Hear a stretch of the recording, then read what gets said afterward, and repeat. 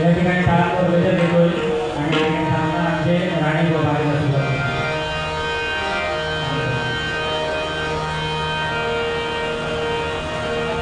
आमच्या गुरुजींना ज्यांनी पक्वास साथ केली अनेक वर्ष डबलवाडीमध्ये असे आमचे गुरुस्थानी असणारे प्रमोदजी कुमटेकर पक्वादादा या ठिकाणी उपस्थित आहेत. एकदा जोरदार कार्यक्रम आमच्या भजन मंडळ त्यांचं सुद्धा या ठिकाणी खूप खूप स्वागत. पांडुरंग हरी जय पांडुरंग हरी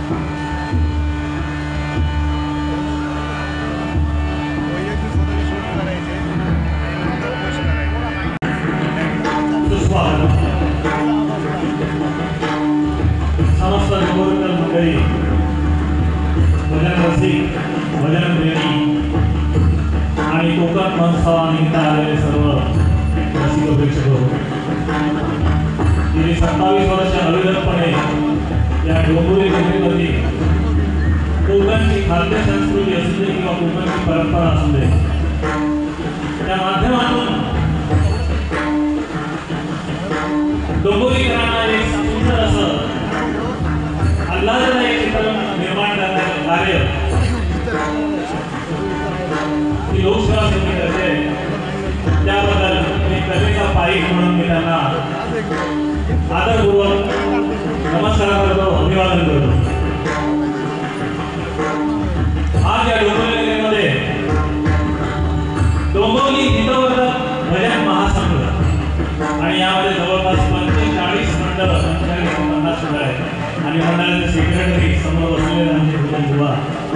विनंती करतोय आणि ते व्यासपीठावर माझ्या शेजारी स्थानापन्न व्हायचंय. त्यानंतर सन्माननीय कुंटे गुरुजी जे कित्येक वर्ष नाही, मी तुम्हाला स्टेजवर बोलवणार नाही की एवढा वेळ तुम्हाला बसवून ठेवल्याचं धारिष्ठ माझ्यामध्ये नाही आहे, म्हणून कारण फक्त तुमचा इथून नमस्कार करतोय. तुम्हाला आदरपूर्वक तुमचं स्वीकार करा.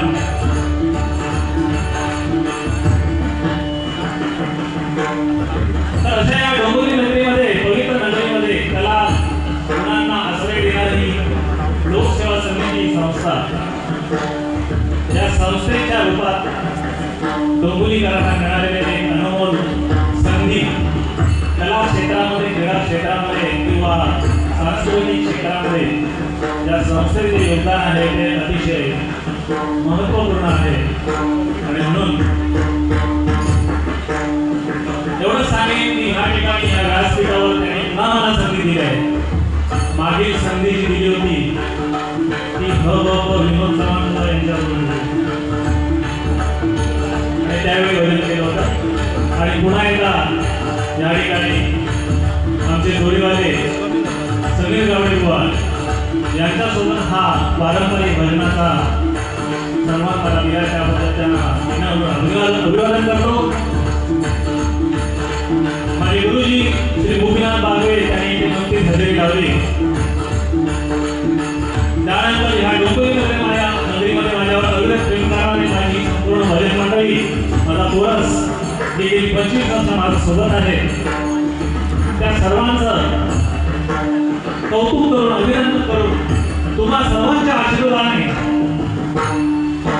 भजनाला प्रारंभ करतोय. जय हिंद, जय महाराष्ट्र.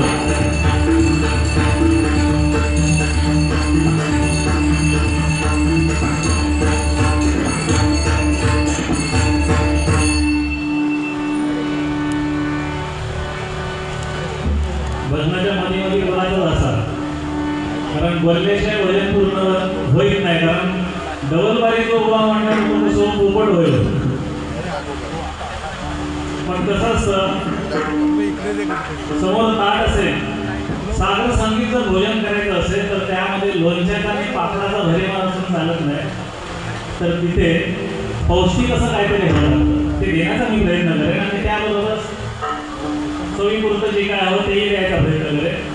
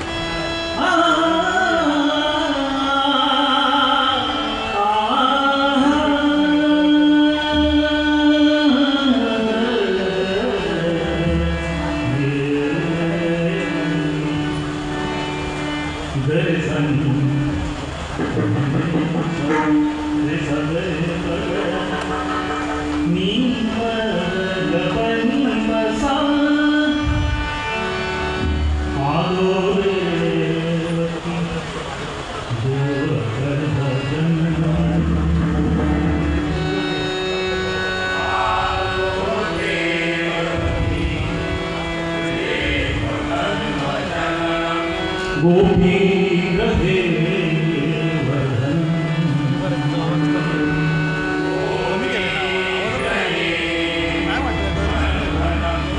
माया पुतना जीवता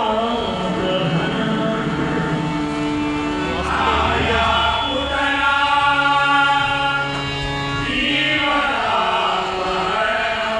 गोवर्धन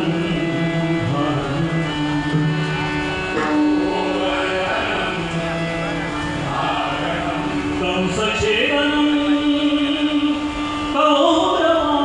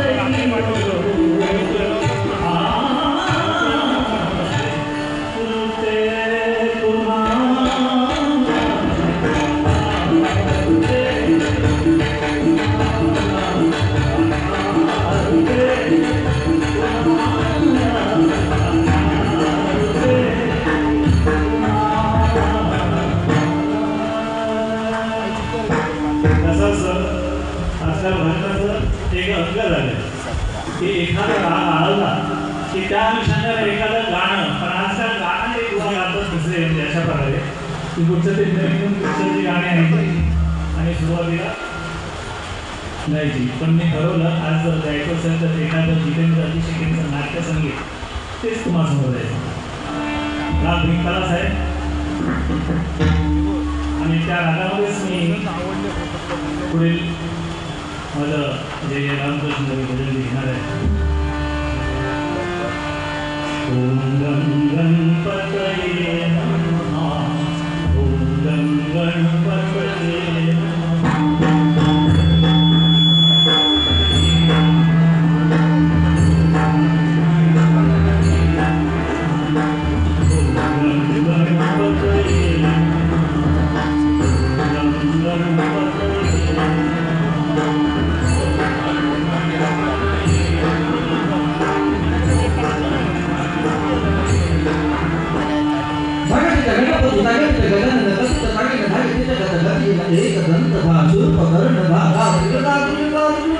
शिव शंकर सुत ताल बजावे वक्रतुंड धारा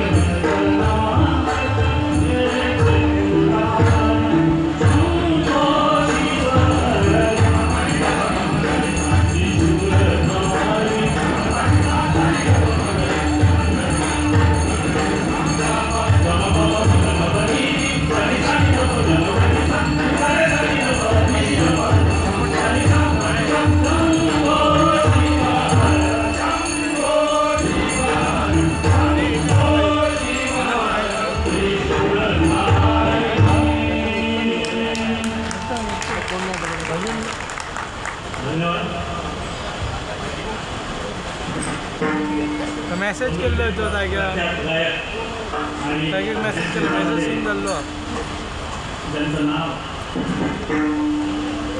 तो मोबायलार मेसेज केल्लो व्हॉट्सअपला प्रकाश शेळीकर केलेलं आहे. जर शेळीकर वेळ असेल तर नक्कीच माझ्या शेजारी ते असं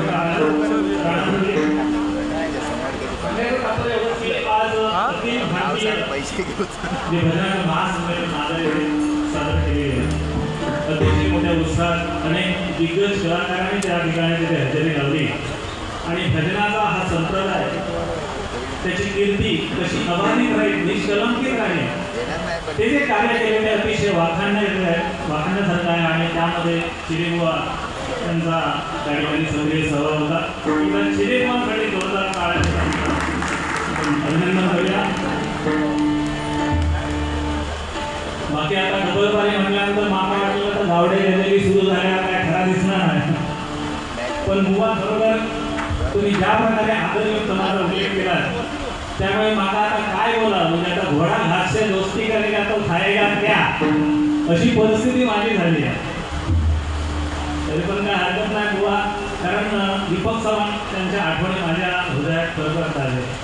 कारण माझ्या भजनाच्या डबलबारीच्या भजनाची कारकीर्द जर खऱ्या अर्थाने सुरू झाली असेल तर ती दीपक चव्हाणमुळे त्यांनी कार्यक्रम देणं मी त्यांना कार्यक्रम देणं आणि अतिशय सुंदर अशा सहृदय वातावरणामध्ये जे आम्ही बाऱ्या करत होतो त्याची आठवण खूप ताजी आहे. आणि एक भजनाचा निस्सिम भक्त निस्सिम कलाकार हरपला गेला. अल्पायुष्य त्याला लाभलं परमेश्वराला कदाचित ते जास्त ते असतील आणि त्यांना परमेश्वराने बोलावणे केलं. त्यांच्या पवित्र स्तुती माझ्या हृदयात झाल्या त्यांनी त्या आज पुन्हा एकदा उफाळून आल्या कारण तुमच्यासारखा त्यांचा चेला माझ्यासोबत होता. आणि हे माझं वाक्य समजतो की दीपक चव्हाणचा चेला आज माझ्यासोबत इथे डबलबारीला बसला आणि प्रत्येक गुरुची अपेक्षा हीच असते की आपला शिष्य जाऊन वर कुठेतरी मी बसले तिथे बसावं. प्रत्येक गुरु सांगत असतो सालाव सालाव सालाव पण आजकाल बुवा ऐकत काय सालाव सालाव सालाव म्हणजे बसल्यावर शेळपाटे काढून माझी बुवाने सांगितलं ना की बसल्यानंतर बुवा सालावचं लागतात. पण गुरु काय सांगतात सालाव षडजे म्हणतात षडजे स्वर आहे सारे तो लाव तो निरोप ऐकता शिष्य आहे की सालाव सालाव तो शेळपाटा काढून शिकतात. आणि आजकाल मंडळ कशी झाले लोकसेवा समितीचा त्याचा अपवाद उघडतात तर या सालावर जास्त बोलावं असतो. हरकत नाही परंतु भजनाचं माध्यम असं आहे की ज्या संप्रदायाने ज्या वारकरी संप्रदायाने ज्ञानेश्वरांपासून आजकाल तुकडोजी महाराजांपर्यंत जी संत परंपरा आम्हाला लागली आणि त्या संत परंपरेचा काही भाग या महाराष्ट्रातील आम्हाला सर्व भजनी कलाकारांना लागलं. त्यामुळे आम्हाला ज्या नवविरा समपत्राचे श्रवण भक्ती तुम्ही करताय श्रवण कीर्तन नामस्मरण गुरुपाद सेवन वंदन दास्य सत्य आणि आत्मनिवेदन अशा प्रकारच्या नवभक्ती आहे नवविधा भक्ती आणि त्यामध्ये श्रवण भक्ती तुम्ही करताय त्यामुळे श्रवण भक्तीचे मानकरी तुम्ही आम्ही ते नामस्मरण करतोय म्हणून त्याचं भाग्य आम्हाला कुठेतरी मिळते. मला सांगण्यात आलं कुठेतरी अध्यात्म काय असेल तर सांगा माझ्याकडे जर थोडाफार असं सांगते कारण माझे गुरुजी अध्यात्मातले कल्पवृक्ष म्हणतात तुम्ही झाले त्यांच्याकडून त्या महासागरातून कुठेतरी उंदरी करण्यासारखं जे माझ्याकडे येतं ते मी सांगण्याचा प्रयत्न करतो. नक्कीच कृपावली येतोय.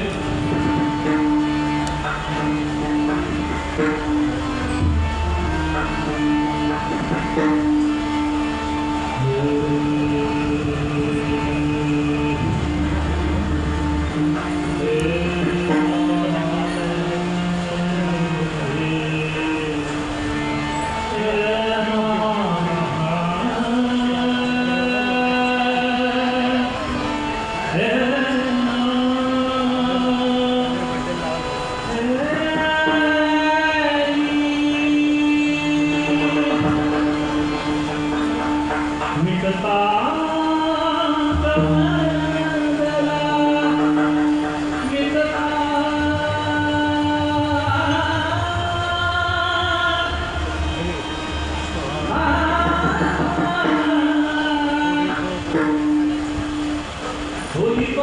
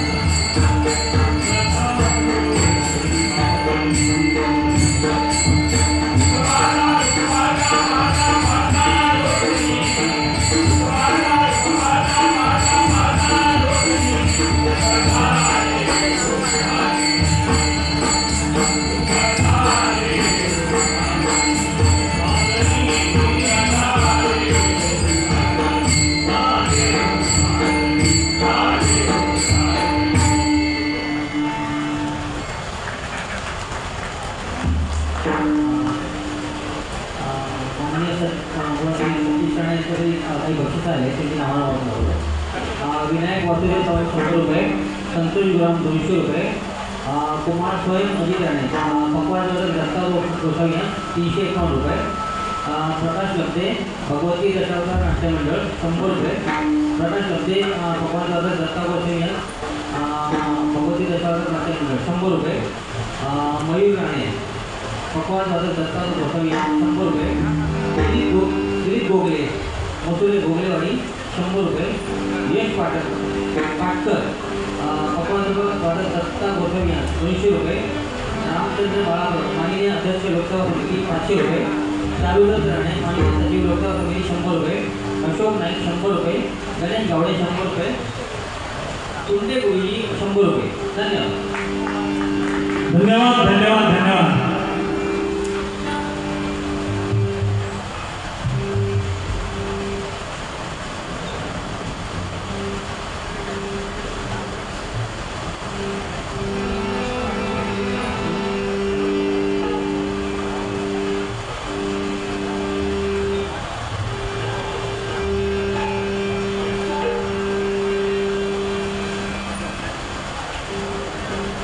साईबाबा मंदिर कोणते सोसायटी गरिबाचा वाडा गणेश गावडे यांच्याकडून मेसेज आहे. दिनांक 1-2-2025 रोजी माघी गणपती उत्सव आहे आणि त्या दिवशी त्यानिमित्त बुवा प्रमोद हरियाण आणि बुवा गणेश पांचाळ यांची भजनाचा सामना त्या ठिकाणी आहे. तरी भजन रसिकाने त्याचा जरूर लाभ घ्यावा.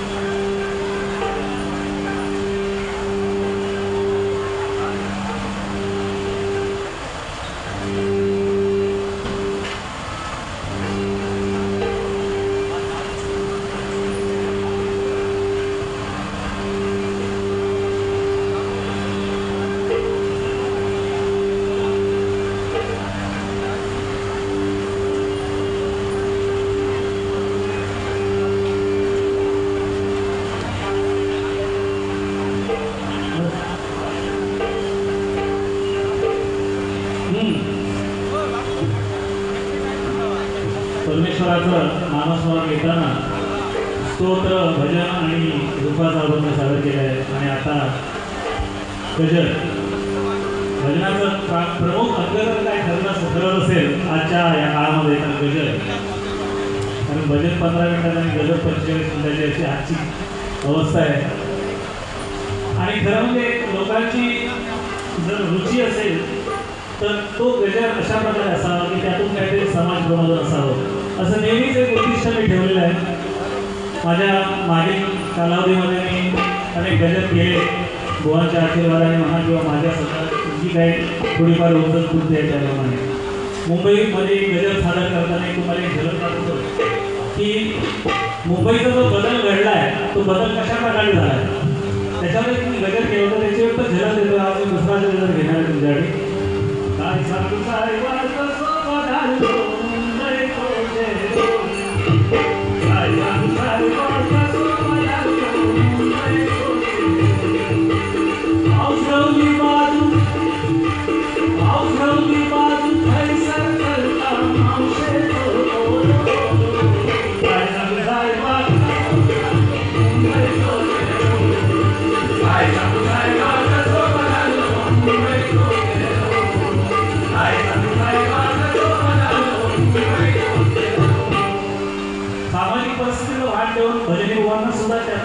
देता येत असेल तर द्यायचा प्रयत्न करत असतो.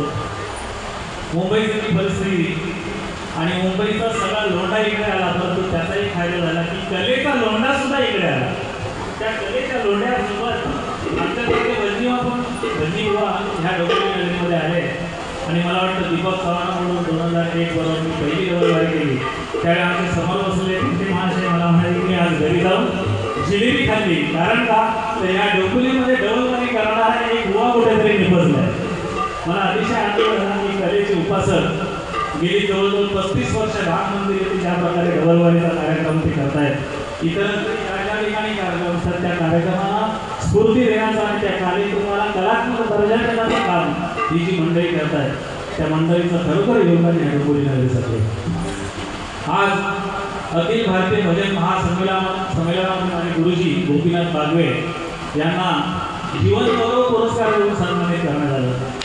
अशा प्रकारचे पुरस्कार भजनी कलावंतांना असून किंवा पारंपरिक कला उपासक जे आहेत कला उपासक आहेत त्यांना ते मिळायला हवे त्यांना द्यायला हवे आणि त्यातूनच ही संस्कृती फुलत आहे आणि कलेचे जतन केले जाते. मंडळी आज गजर तुम्हासमोर सादर करतोय तो असा ते उद्बोधक गजर म्हणता येईल की आजच्या घडीमध्ये भारतीय कुटुंब संस्था ही जगामध्ये नावाजली जाते परंतु त्या कुटुंब संस्थेला कुठेतरी एक डागाळले पण येते काय अशी शंका मला उपस्थित आहे. कारण विभक्त कुटुंब पद्धती ज्यावेळी येते त्यावेळी आई वडिलांचा विसर आजोबांचा विसर कुठेतरी पडला जातो आणि म्हणून या गजराच्या रूपाने तुम्हाला समोर सादर करते होता.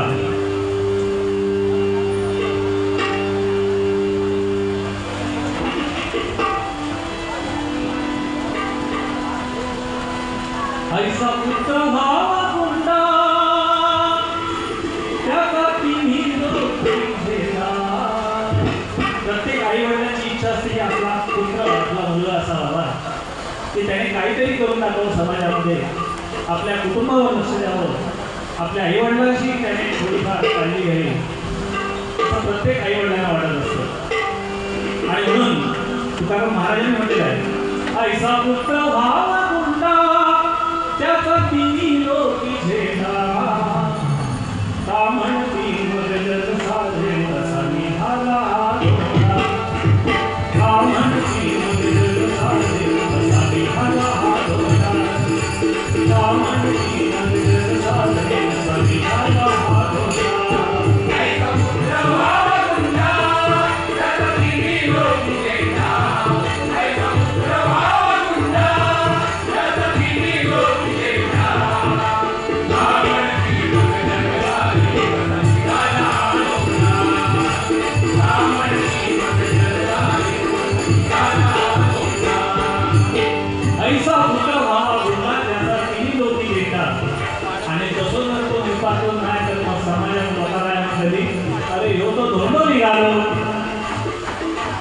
तसंच होता कीर्ती किंवा अपकीर्ती असं देता आई वडील म्हणतात बाबा रे आमचा जन्म संसाराचा लाड केला कुठेतरी नाव काढले मरणासन्न स्थितीत असलेले वडील जेव्हा सांगतात की नाव काढतो तो उठतो आणि गाणं घेतो आणि नाक्यावर उभा राहतो आणि येणाऱ्या जणांना फटके मारत जातो. बघता बघता बातमी गावावर राहते की अरे अमक्या तो पोर भुळावर उभारले म्हणजे नाव कीर्ती होते परंतु कीर्ती तर अमक्याचा मुलगा तो वेडा झाला अशी कीर्ती हवी होय अशी कीर्ती नको आपल्याला कीर्ती विषय वेळ. तर आईबाबांचं नाव आपल्या पूर्वजांचं नाव अभिमानानं कोणतरी घेईल की ह्या घराण्यात जन्मलेला हा मुलगा खरोखरच कीर्ती रूपाने नाव रूपाने होणार आहे किंवा त्याला चांगलं यश सगळ्या क्षेत्रामध्ये मिळतंय. आणि म्हणून म्हणतोय पुत्र भावा कोणता त्याचा तिन्ही लोकी झेला ऐसा पुत्र भावा कोणता त्याचा तिन्ही लोकी झेला का म्हणती मदत साधे निघाला का म्हणती मदत साधे निघाला त्याचा तिन्ही लोकी झेला Let me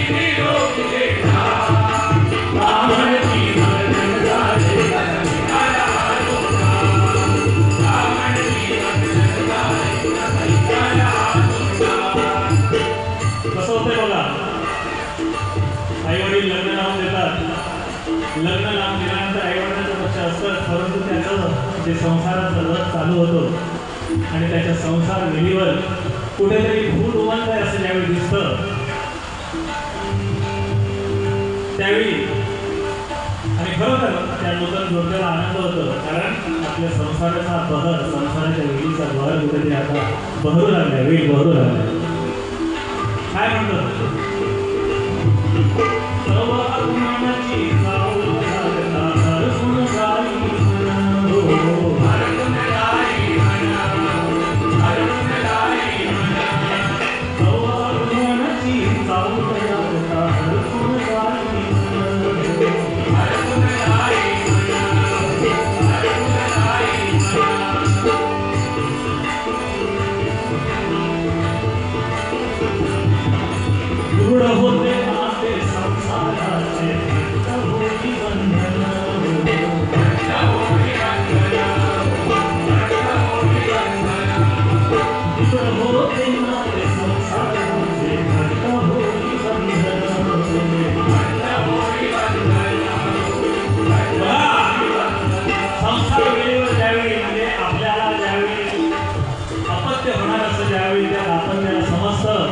त्यावेळी अतिशय आनंद होता आणि त्यांचं नातं अधिक घट्ट होतं. ही आपली तर भारतीय विवाह संस्कृती. पाश्चात्य देशामध्ये मूल नको त्याच्यामुळे त्यांच्याकडे लोकसंख्या रडावली आहे, पण आम्ही चाललो 145 कोटीवर.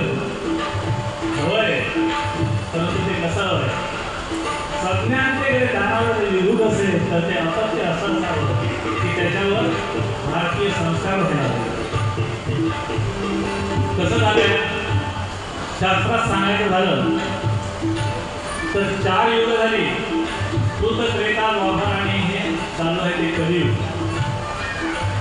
कलियुग ज्यावेळी सुरू झालं व्हायचं होतं, महाभारताचं युद्ध संपलेलं, राजसूय यज्ञ करून अश्वमेध करून धर्मराज सुद्धा हस्तिनापुरात स्थानापन्न झाला होता.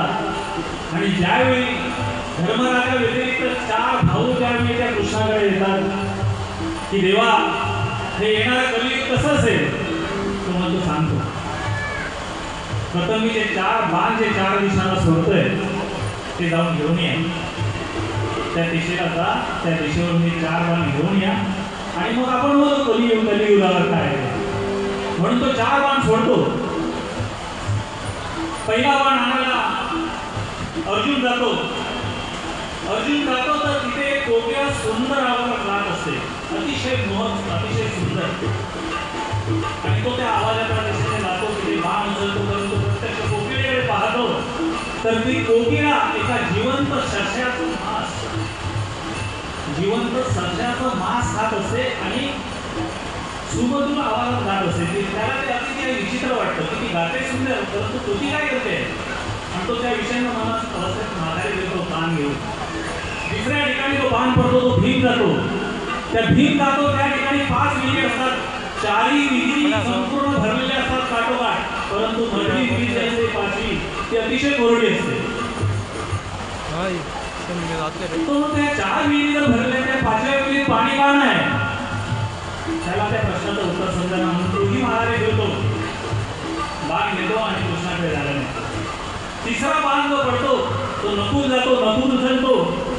त्या ठिकाणी एक गाय प्रत्यक्ष वासराला जन्म देत असते. जन्म दिल्यानंतर त्या वासराला ती इतकी आपल्या जिभेने चाटते, तिला स्वच्छ करायचा प्रयत्न करते, तिच्यावर माया करायचा प्रेम करते. परंतु ते प्रेम करत असताना त्या वासराला मात्र तिच्या त्या खरखरीत जिभेमध्ये जखमा होत आहे. त्याचं तिला भान नसतं, परंतु ती चाटत असते. शेवटी आजूबाजूचे लोक त्या वासराला बाजूला घेतात. नकुल पाहून ही काही थोडंसं कुठेतरी विचित्रपणा झाला, तोही बाण घेतो, माघारी घेतो. सहदेव जातो एका उंच डोंगरावर, उंच पहाडावर त्याचा बाण पडलेला असतो. तो बाण करतो आणि त्याच वेळी प्रचंड शिळा वेगाने खाली येत असते आणि त्या वेगामध्ये भले वृक्ष, भले आजूबाजूचे छोटे मोठे डोंगर ती शिळा संपूर्ण त्याला उद्ध्वस्त करत खाली असते. परंतु खाली येत असताना एक मात्र छोटंसं रोपटं दिसतात, त्या रोपट्याला अडकून ती प्रचंड शिळा थांबते. त्याला नवं वाटतं. मोठमोठ्या वृक्षांना ते उमळून वाढणारी ती शिळा तो संपूर्ण डोंगर कोसळणारा लँडस्लायडिंग इंग्लिशमध्ये त्याला म्हणतात. परंतु ते छोटंसं रोपटं मात्र ते सांभाळतं याच वेळेला. चारी भाग घेऊन आपल्या प्रश्नांचे प्रश्न घेऊन कृष्णाकडे येतात. अर्जुन सांगतोय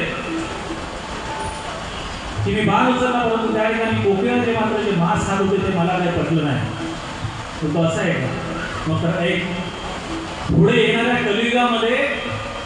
कलियुगामध्ये धर्माचं जे काही संपूर्ण जे काय धर्म चालवण्यासाठी जे गुरु असतील, महागुरु असतील, पोप असेल, आणि मी जास्त नाव घेत नाही तर कुठेतरी माझी यादी लागेल, तर हे मोठी मोठी प्रवचनं देतील, सगळं काही सांगतील, परंतु प्रत्यक्ष कृती करताना त्या शशाप्रमाणे करतात. हे कधी अर्जुनाचं हे उत्तर मिळाल्यानंतर भीमाने सांगितलं की मीही गेलो त्या ठिकाणी 5 विहिरी होत्या, आपण 4 विहीर काठोकाठ भरलेल्या, परंतु मधली विहीर कोरडी होते. असं का? तो बाबा रे भीमा, हे कलियुगाचं चित्र आहे. 4 विहिरी ज्या भरलेल्या होत्या त्या धनधान्यांच्या होत्या, बुद्धिवंतांच्या होत्या, संपूर्ण समाजामध्ये जे काही प्रतिष्ठित आहेत त्यांच्या होत्या,